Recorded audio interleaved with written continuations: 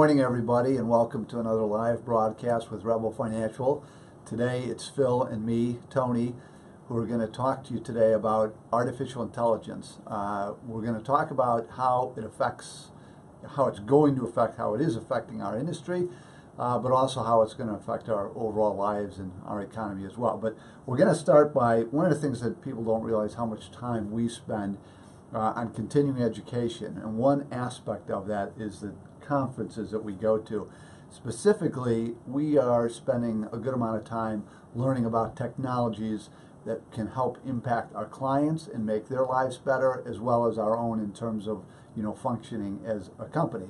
So Phil, fresh from a flight last night back from New York, has spent a day there, a day and a half at a symposium, learning some things about what some companies see forthcoming about technologies and all. So, number one, what are a couple of things that you learned a lot about there? Sure. As Tony said, we do spend a lot of time going to conferences.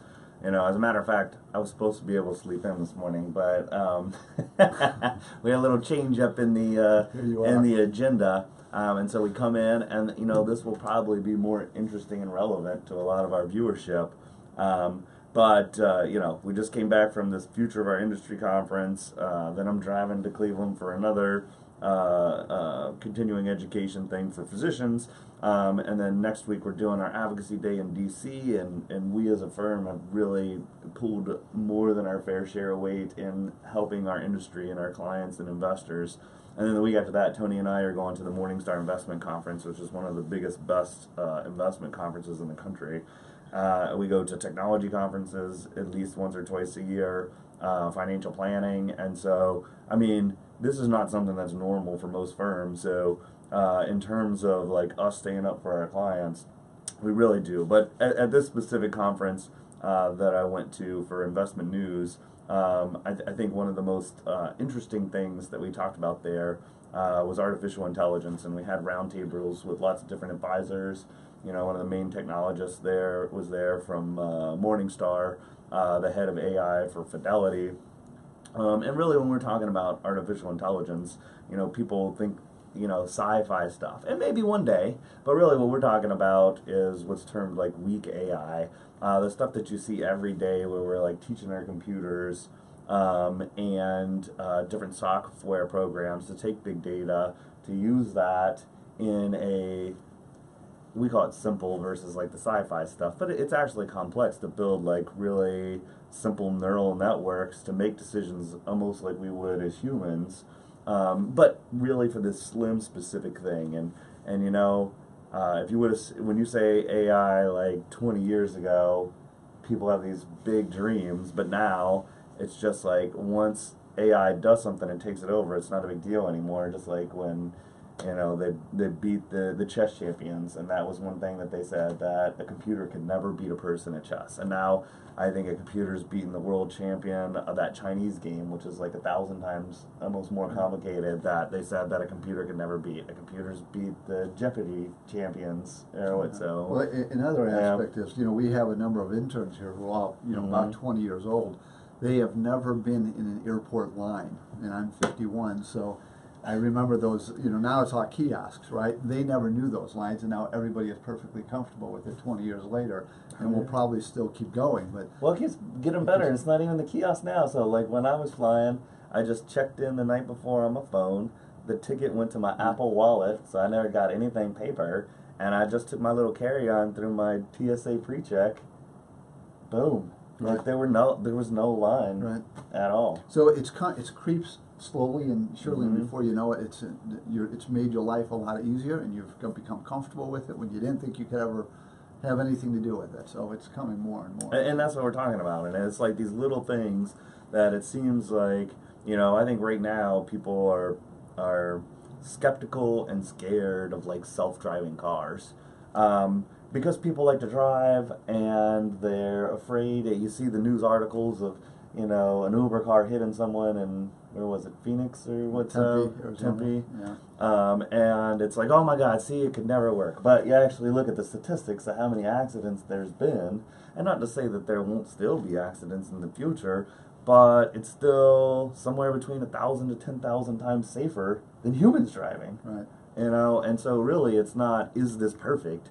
It's, is it better and safer than the alternative? Right. And it's progress. Of course, self-driving cars really aren't going to make the huge impact that they could to like get rid of all traffic jams and most wrecks, and we won't have drunk drivers, and you'll get some. I mean, I was in New York, and it's just like, I don't think a lot of people make this connection, but if you're in Chicago or New York or, you know, DC, somewhere where you got awesome public transpo, think about it. Almost never when you go get on the subway do you get held up. Right. You go, you get on, you get to where it said you were going to get Right. at the time that you said you were going to get there. And how awesome is that? I mean, I don't know that everybody wants to be butt to butt all the time in a train, but what if our auto transportation could get there to where we don't have to wait in traffic jams? It could go faster than a human could drive. We don't have to worry about our kids getting in an accident and dying. Right. I mean, there's so many more positives than there are negatives. And it's kind of skipping ahead from where I wanted to go. Like, we look at like the future of our industry, and like we've been implementing, you know, kind of simple, you know, I don't know that I would go as far as say that it's AI, but it is getting better to where we automate a lot of computer programs that are working with each other, and based on the rules that we put into there and some of the things that are pre-built into there, it automates a lot of what we do. So we probably only need like 1/3 of the back office that we used to need, you know, to serve more people. And the real benefit to this is that we're able to deliver more service for less cost, or we're able to reduce costs, or we're able to serve more people and offer financial planning and investment farther downstream to bring that to people that may not have been able to afford a financial advisor in the past. And almost anybody could benefit from a financial plan, even if it's like the simpler Dave Ramsey stuff of coaching and helping people figure out what to pay off first and faster, and then, you know, how do you actually increase your net worth? What is your net worth? You know? Right. And so we can help people with this. It's not like you have to be rich to have a financial advisor. We need to help people because that's going to help the middle class not disappear. Right. Yeah.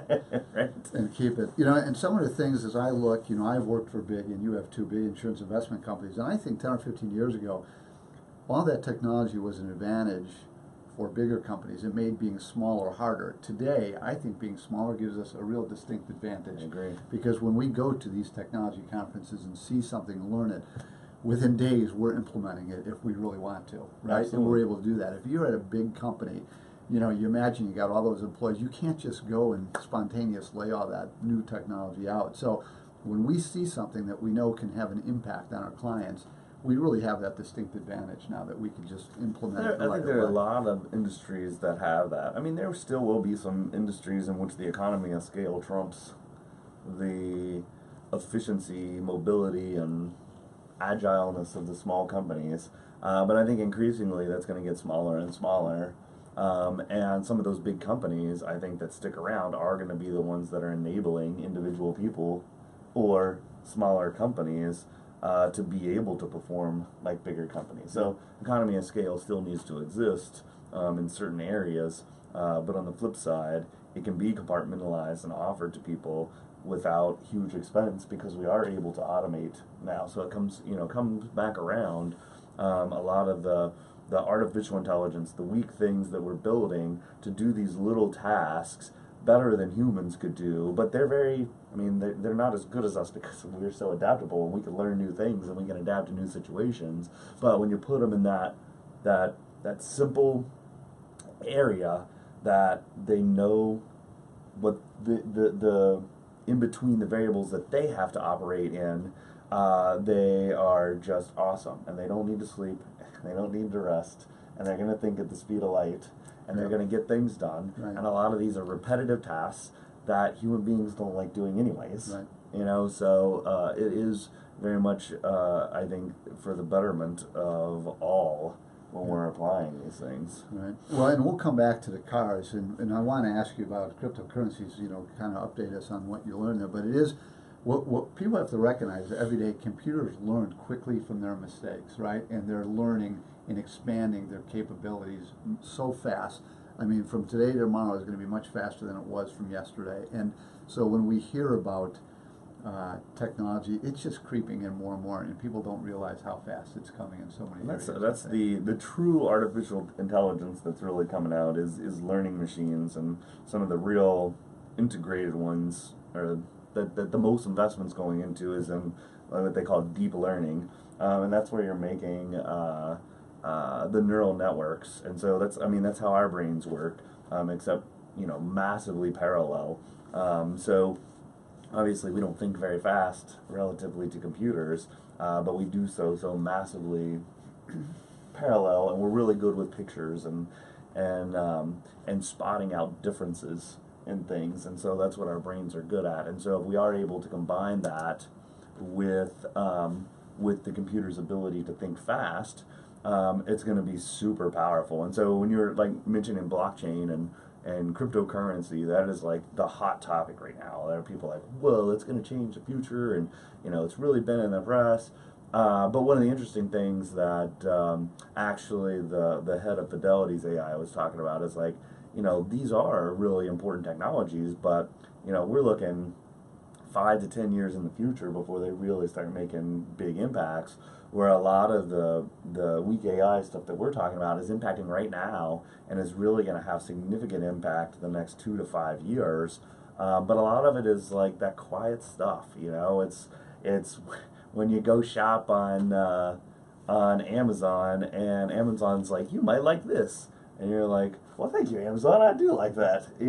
That's a little bit creepy, but it's going to serve you something that you would like without having to spend a lot of time. Or like when I upload my photos to my Amazon Photos or to Google Photos or to even Facebook now, it like auto tags. It sorts my photos by who's in them, so I can say, oh, show me photos with just this, my one daughter in it right here, and it can pick all of them out. And that, think about how many, oh God, like thousands of photos there are. And for it to be able to do that metadata work for us to sort so that we can find what we're looking for, this is going to be really important because there's too much information, Right. So I think in natural language, there's so many, especially older people, that don't like technology. And I think it's because they don't want to sit there at a keyboard and learn something like almost foreign to them.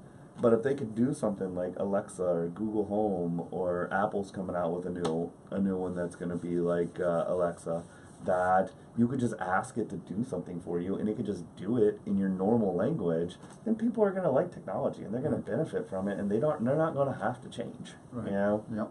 So. Yeah, absolutely. And going back to the cars that you talked about, I think just driving out here today from Upper Arlington, and seeing people going into the city, and it was gridlock. And I was like, we're supposed to have less traffic this week. It's like a waste of our lives. It's the summer, and so to be able to be in a car, have your driverless car taking you somewhere, not have to worry about it.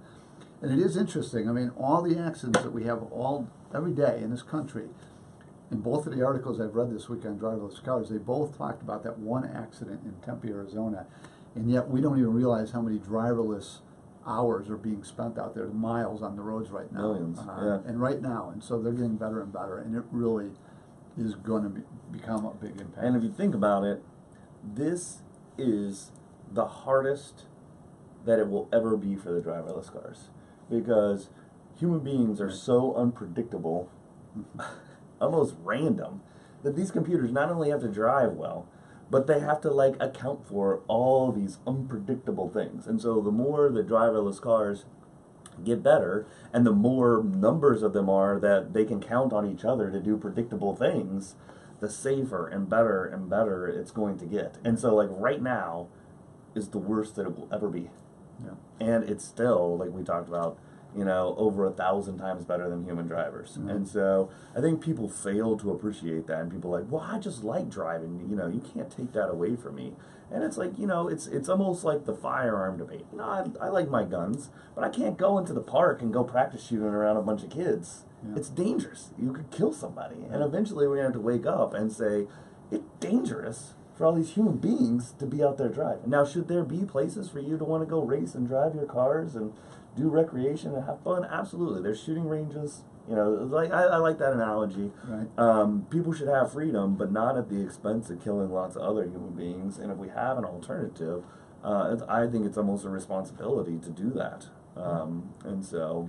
Well, and so some of where we're going to see more driverless cars are, Waymo, which is owned by Alphabet, part of Google. They're ordering nearly 100,000 vehicles this year, and they're going to be for driverless taxis, and we're going to see those more and more. There's a lot of shuttles right now in Vegas, and that's just going to become increasingly how they go about doing things. So we're going to see in real simple routine routes, that's where we're going to start to see almost universal driverless cars before it starts to expand a little bit by a little bit. So I think driverless cars are the most fun thing to talk about. I mean, it's divisive, but it's a cool thing that people can see happening. But I mean, really, like in our industry, it's going to be the behind the scenes things that are really going to help, us run our businesses more efficiently, so that we can either lower costs, provide more services to our clients, or serve more clients downstream to help more Americans, live better lives, have a more successful retirement. I mean, the future's going to change as well too. So what happens if all these automation things happen and people start losing more jobs than the economy's creating in the future? I mean, how do we retrain and re-enter the workforce? It's not just college planning and education planning for kids anymore. I mean, we're as a society going to have to retrain ourselves, and then how do you pay that? How is our education system going to change to handle that? And how do you, in a person that might, your profession be obsolete, but you're not obsolete as a person. You're a smart, educated, dynamic person. There's going to be plenty of things for us to do out there. But I think continuing education isn't just going to be something doctors and CPAs and financial advisors do to fulfill some requirement. It's going to be something that we need to do because things are going to change, and we're going to need to engage the economy and do things that are productive for our lives and our families and our goals in different ways. So I think that's going to make our profession more dynamic in helping our clients and Americans be able to deal with that. And then, what happens if people start living to 110 or 20? Are you still going to be able to retire at 60 or 65 and live off of money for 55 years? Some people, but not a lot. So, I mean, there's going to be paradigm shifts. We're trying to prepare for these things. We're trying to use this technology to help people, build out to the natural language things so that we can give the benefit of technology to people that aren't necessarily naturally adopters of change, but they can still benefit from it. Yeah. Well, it's something I was reading too, which is going to be thrust upon people. So we have a recession, every 7 or 8 years on average, right? It never works out that way, but that is going to be, when we have recession, we have a number of layoffs of people. So incrementally, we're seeing AI come into our lives every day. But when we have a big layoff of people, that is when you're going to see a big disruption, because it's going to be harder and harder to come back to the same job, because companies will replace that technology with those opportunities. And so you may feel comfortable today, but when you then, we have a recession and there's a setback for a lot of careers, that's going to be a time, I think, where we're going to see a lot of disruption in what people are doing. So we all have to be prepared for these changes, and it's coming, whether you want it or not, so you need to start to get more comfortable with it. So, and our thing is, how we build our business is we're trying to use technology to make people's lives better, to let them keep more of their own money, earn more of their own money, be able to serve more people. And so our interpretation and how we're actually proactively using that is to make people's lives better, not to be afraid of it. And so, tell us what you think. Interact with us. We want to try to start making these live broadcasts where, you can chat with us on YouTube or Vimeo. We're trying to live broadcast this now to YouTube, to Vimeo, and Facebook all at the same time. We got people online. Love to chat with you. Keep the discussion going. Link with other thinkers out there, people that are worried about things, or people that have ideas about what opportunities it could bring, or even ideas about what we could do with our business to help you or other of our clients or potential clients out there. Okay. Well, thanks for joining us. So next week, my friend Brian Wollenberg is going to be here. He is with what's called the Byron Saunders Foundation. And what they do is make a more traditional Thanksgiving for families that aren't able to provide it for themselves. So he runs the charity all year long, building up. So we want to learn more about that and how you can help do that. So, and after that, the week after that, we have Andy Chiodo coming in.